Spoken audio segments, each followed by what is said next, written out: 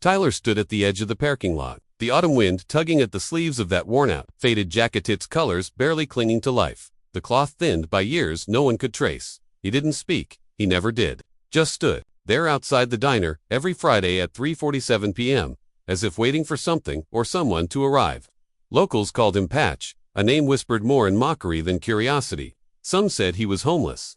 Others guessed he was just off, maybe shell-shocked from a war he never named. But no one, not even once, dared to ask the one question that lingered like a shadow. Around him, what's the story behind that patch? You can feel it, can't you? That uneasy twitch under your ribs. That hush that falls over a room before something ancient begins to stir. Because what happened last Friday at the corner of Lakeview and Monroe wasn't just strange, it was wrong. Not in a bloody, dramatic way. No, that would have been easier to dismiss. This was quieter. Something that made your brain itch, like you'd walked into a conversation you shouldn't have heard. There were 8 people in the diner that afternoon. All remember the laughter.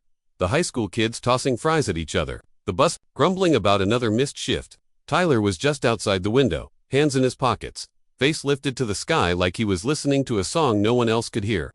Then the door opened and in walked a man with a chest full of medals, and eyes like he'd stared into something eternal. His name was General William Prescott, retired, decorated, the kind of man whose silence demands a room's attention. He stopped mid-stride. Every fork in the diner paused in midair. The general's gaze locked on Tyler's jacket like it had punched through time, and then without a word, he stood up straighter. Saluted, no hesitation, no confusion, like he was standing before someone ranked higher. The teenagers laughed. Of course they did. Until Tyler turned his head just slightly, just enough to reveal the patch none of them had ever seen up close. It wasn't military issue, not from any war anyone recognized. The fabric shimmered when the light caught it, but not in a metallic way. More like heat rising off asphalt, distorting everything around it. And stitched into its center, with thread that seemed almost alive, was a symbol no one in that room could name, but every single one of them remembered seeing somewhere before. That's when it started. The waitress, Joanne Millerman, working that diner 23 years, collapsed. No pulse, no warning, just a whisper before she hit the ground. One word, Viller, she shouldn't have known that word. No one should. And yet when the general heard it, he backed away, slowly, as if someone had just opened a sealed door from the other side. You're still watching this because you feel it, don't you? Like a loose thread in your memory's fabric. Something's off. Something's always been off. And now, maybe, just maybe, you're the only one paying attention. Because they pulled the security footage, and Joanne's lips never moved. And Tyler, he hasn't been seen since that exact moment. Except this morning, just before sunrise, someone posted a grainy image outside Arlington Cemetery. A man standing alone, saluting the empty space between 2 unmarked graves. Same posture, same wind, same jacket. But the patch, gone. And if you think that's the end of it, ask yourself why you're suddenly remembering that word too. He was standing there. You saw it. You know you did. The shape of his shoulders, the way that ragged jacket clung to his frame like it had grown from his skin, not stitched. But gate footage is gone. Pulled, scrubbed from the Federal Archive with a blank placeholder and a no motion detected tag in the frame where a figure clearly stood. Even the clouds behind him had looked wrong, stretched, unnatural, like someone had filmed the memory of a place, not the place itself. They want you to believe it's nothing, a glitch, a weather anomaly, fog, some intern with the night shift, who flagged the footage for deletion because of corrupted times. But there's a scratch in your mind now, deep metallic, like something scraped your thoughts from the inside out. You remember what you saw, and you remember the word, VELAR, it doesn't sound right in your mouth, does it? Like it's not meant to be spoken in this language. Like it carries a taste of ash and metal and something older than sound itself. You type it into your search bar, of course, everyone would, but nothing credible comes up. Just a string of broken forums, an archived PDF with redacted lines, and a voicemail transcription someone uploaded anonymously 7 years ago. The message is only 7 seconds long, a woman's voice, shaking, whispering the same word again and again, but on the final repeat, it's not her voice anymore, it's your own. You play it again and again, but now it's just her. Somehow, the glitch is gone. You don't tell anyone about this. You wouldn't know how. Instead, you drive. It's instinct, not logic. You don't remember packing or locking the door. But the miles roll by like you've done this before, as if your body remembers a route your mind never knew. The engine hums, but sometimes, just for a moment, it cuts out. Not fully. Not enough to stall. Just enough for the music to skip, or the headlights to flicker, or for your GPS to say something in a voice you swear is not programmed into the system. You try not to look at the rear view mirror too long. Something about the shadows in the backseat feels too. Still, you find yourself pulling off near a forgotten town, where the trees lean a little too far over the road, like they're listening. A single diner still runs late, dim, and mostly empty, and you sit in the same booth Joanne used to serve before she collapsed. No one's touched that seat since. It still smells faintly of burned coffee and lemon cleanser. A man's already sitting at the counter. You didn't notice him walk in. He's wearing an old hunting jacket, collar frayed, stubble curling around his jaw like moss around stone. He doesn't look at you right away. Just keeps stirring his spoon through a coffee that's long gone cold. "I knew someone come," he says finally. His voice is rough, but not tired, not drunk, just used. Not many make it past the scratching. You don't respond. You're still trying to work out what he means, whether he's part of this or just another cracked mind flickering under the weight of his own unfinished memories. "Name's Grayson," he says, "but I don't expect that'll matter for long." He finally turns, and there's something hollow in his eyes. Not sadness, not madness, just absence. Like the light behind them has already been shut off, and what's left is just running on memory. You ask him if he knew Tyler. You don't say Patch. It feels wrong. Now, like using a child's nickname in a hospital report. Grayson nods, once, but it's slow, hesitant. "Knew of him. Not sure I ever really met him. Some folks ain't people, not exactly. More like markers. Things meant to remind you of what you forgot. You should get up and leave, but your legs feel heavier now." The air in the diner has shifted. Like time itself's thickened. You can still hear the hum of the fridge, but it's lower. Dragging, you glance at the old jukebox in the corner. It isn't plugged in, but you swear you hear faint jazz crackling from it. Not the notes, just the static between them. Like music from a memory you don't own. Grayson leans in. "You ever lose time?" he asks. "Like you're somewhere, and then, not, and no one says anything about it. Or someone calls you by a name you don't remember giving them. You don't answer. You don't need to." "Yeah," he mutters. That's how it starts. He pulls something from his coat pocket. A small cassette tape. No label, no markings. Just a deep scratch along its surface. "This ain't for you," he says. "But you'll listen anyway." You do, because of course you do. There's no player in the diner, but when your fingers graze the plastic, you hear it, just faintly, like the memory of sound. A voice, your mother's, maybe. No, that's not right, not quite.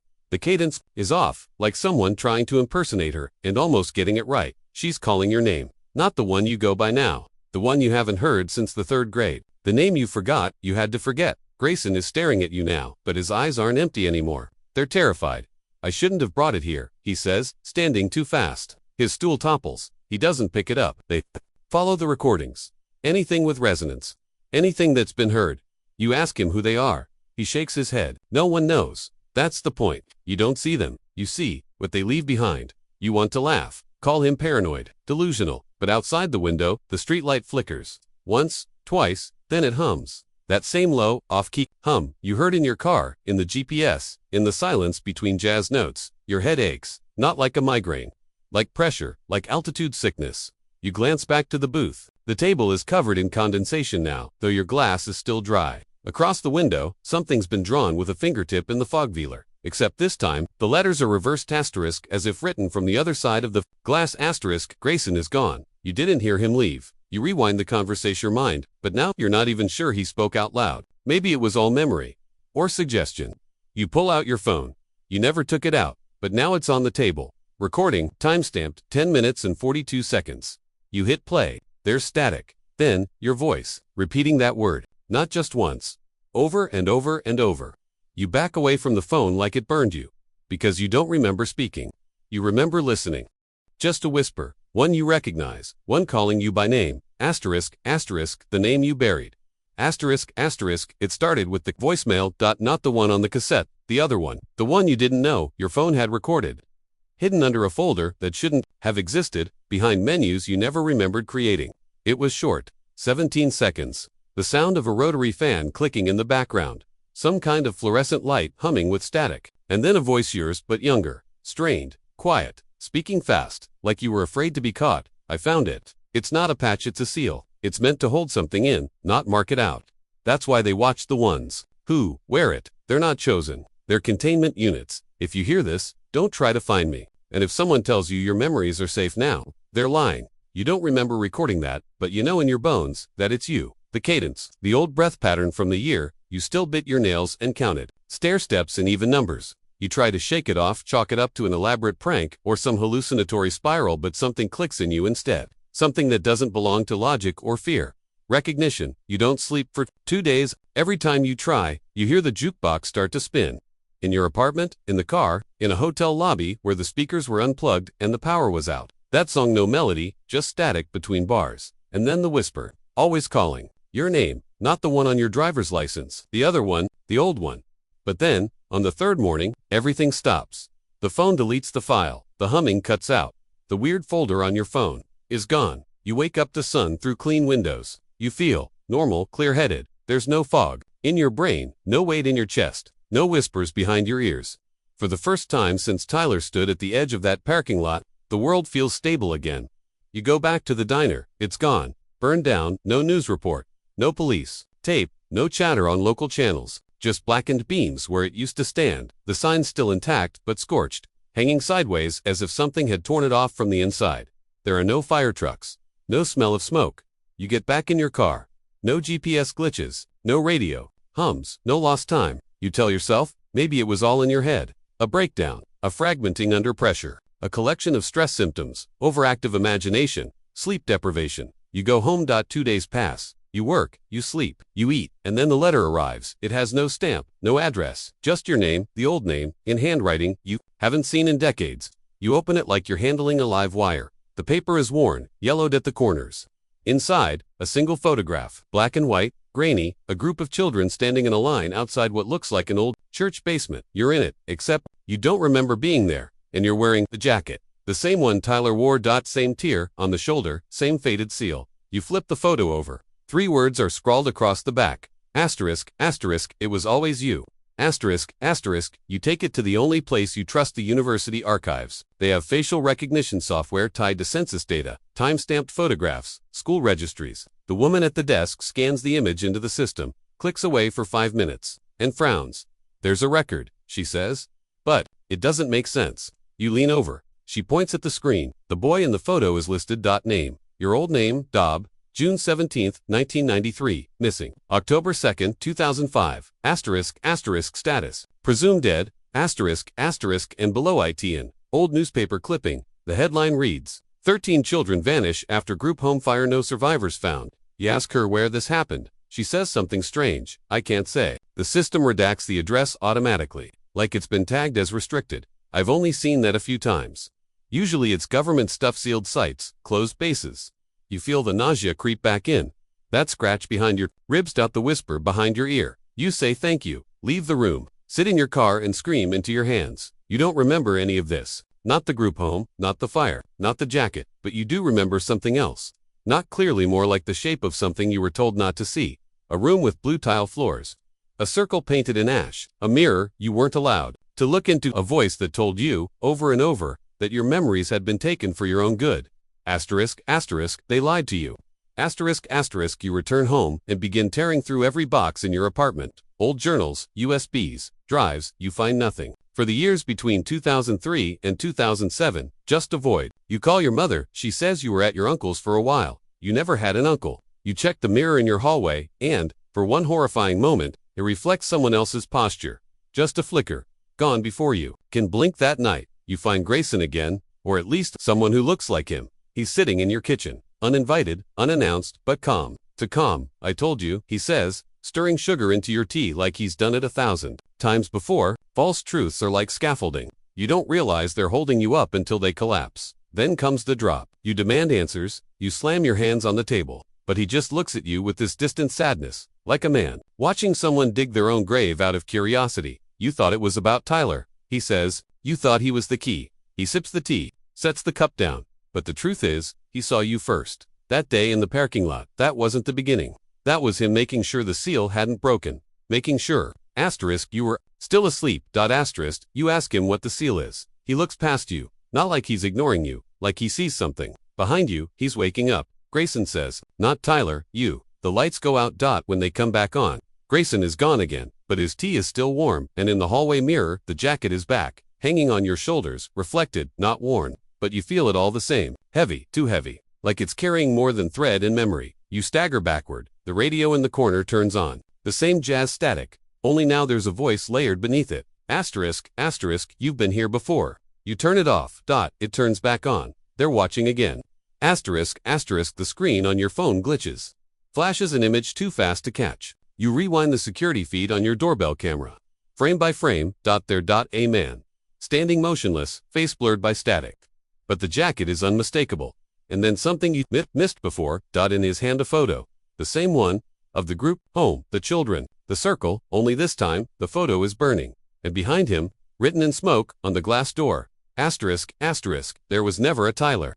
Asterisk, asterisk, your blood turns to ice. You rewind, the diner security. Footage, frame by frame. Tyler isn't in it. Not once, not even in the reflection. The general, staring at you, saluting you, and Joanne, she doesn't say Wheeler, she mouths something else. Your name, your real name, and now the entire story bends backward. The diner, the patch, the group home, the missing memories.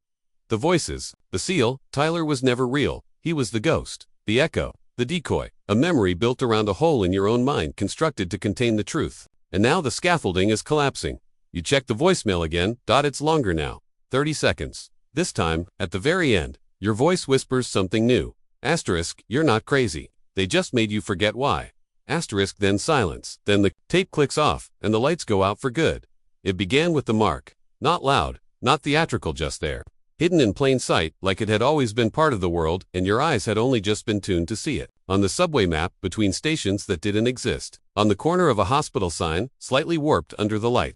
In a dream, carved into someone's forehead, you thought it was a coincidence, maybe the stain of a recent obsession, a shape your brain had started assigning meaning to. But then others began noticing it too. Not friends, strangers, people who met your eyes too long in elevators. A man who brushed past you on 3rd and Hanover and whispered asterisk, asterisk, do you remember? Now, don't you? Asterisk, asterisk, before disappearing into the crowd. They were always close, watching, but never intervening. Like spectators at a tragedy that had already happened. They left no names, no fingerprints, only residue. Handwritten notes folded neatly into your bookshelves that you didn't put there. An email from an address ending in .gov that vanishes the second you try to open it. A gas station receipt with coordinates instead of prices. You traced it. Of course you did.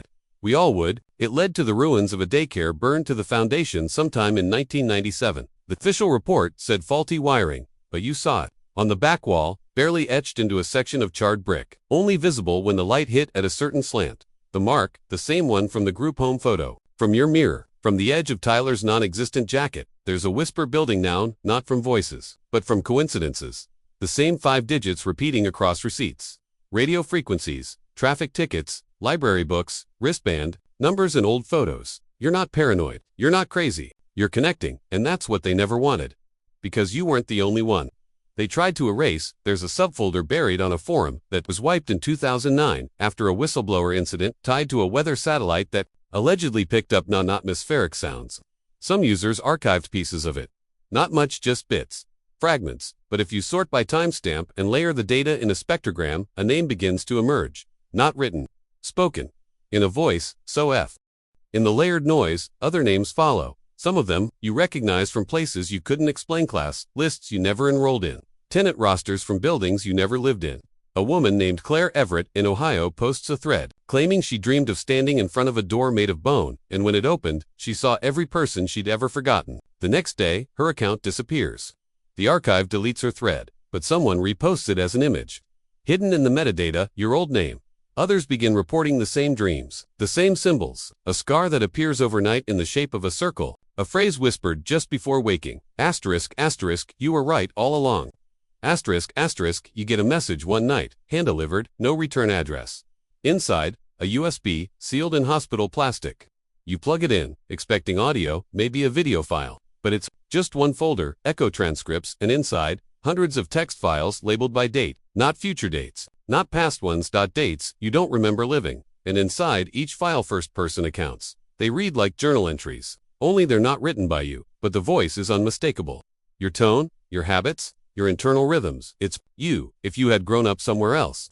If your choices had taken different turns, if you'd never forgotten the fire, if you'd stayed in the group home, if you'd joined the military, if you'd never been sealed. Some of the entries end in mid-sentence. Some describe deaths that match real obituaries. One references the Arlington interference, calling it a containment leak. Another talks about the last known sighting of Tyler, describing him not as a man, but as a residual projection. Asterisk, asterisk, a shadow mimicking a person to keep the real ones from waking up. asterisk, asterisk, and then comes the last file, .untitled.time, stamped exactly 1 year from today. It's blank, except for 3 words at the bottom. Asterisk, asterisk, watch for the observer, asterisk, asterisk, and that's when you start seeing them. Again, not clearly, not directly, but in the gaps. A figure in photos you take that isn't there in real time.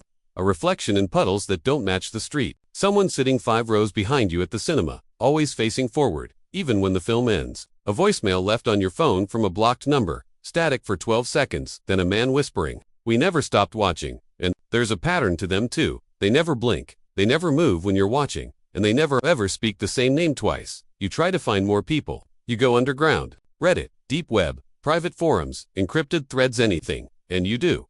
A cluster of users all seeing the same marks, the same dreams, the same unnatural silences in their memory timelines. You compare dates, they match, fires, blackouts, security drills in middle schools, all with redacted reports.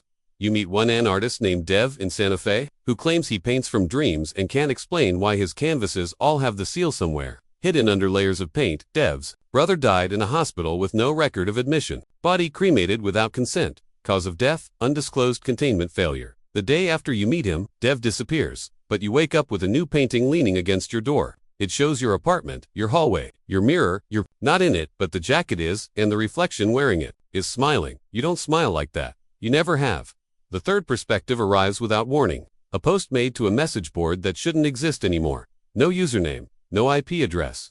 Just text. It begins like a confession, but the tone is too intimate, too detailed. They've seen everything. The diner, the fire, the photo, Grayson, even the unspoken fear in the pit of your stomach, that you were never real to begin with. They call themselves the observer, and they say you were selected, but not to contain. To trigger, to awaken the others. You weren't a victim. You were the failsafe. The observer claims the seal was never meant to suppress something external. It was meant to keep you from remembering what you really are. You're not crazy, you're not even broken. You're the key. But the moment you remember that, the system breaks. And now, you've remembered too much. The post ends with a final instruction. Asterisk, asterisk, they'll come to correct you. But if you make it past the 9th day, find the others. Look for the mark where water won't reflect. It only appears to those who survive the reset. Asterisk, asterisk, then nothing. The board deletes itself, mid-refresh. Your browser crashes, and across your phone, in every open app, text flashes for half a second. Asterisk, asterisk, you were never alone. Asterisk, asterisk, you walk past a mirrored surface later that night, and you see something new. Behind you, dozens of faces in the dark, watching, unmoving. Some are yours, some are Tyler's, some aren't human anymore, but all of them wear the jacket. And the one in the center, his hand is raised, he's pointing down at you. And you realize, asterisk, asterisk, you've been the story all along. Asterisk, asterisk, but someone else has been watching it unfold. And now, they're stepping in.